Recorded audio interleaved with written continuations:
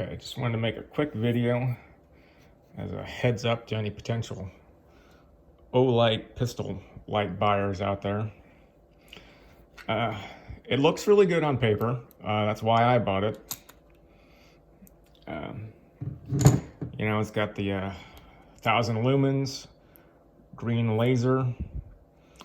The mount section can slide back and forth to adjust to, you know, whatever size, whatever length rail you have it on. Turn it on there. But the problem comes when you buy a holster for it.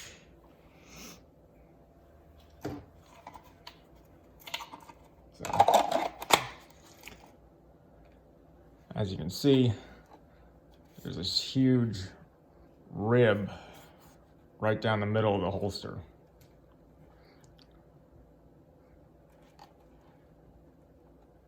In the shadow there. But and that ridge is right in the middle, so it goes right against your hip. For me, it rides right on my hip bone. I carry this strong side.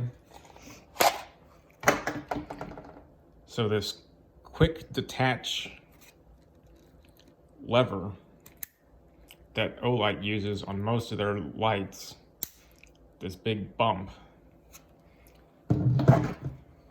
results in your holster having this big ridge down the middle of it.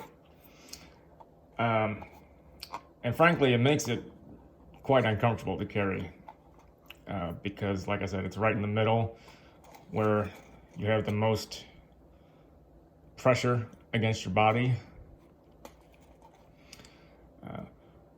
So if you're going to get it and try to concealed carry with an Olight, I would reconsider. I'm going to swap this out for a Streamlight that has a flat screw on it, and unfortunately I'm going to have to buy a new holster. In the meantime, I'm going to try to put some just like weather stripping foam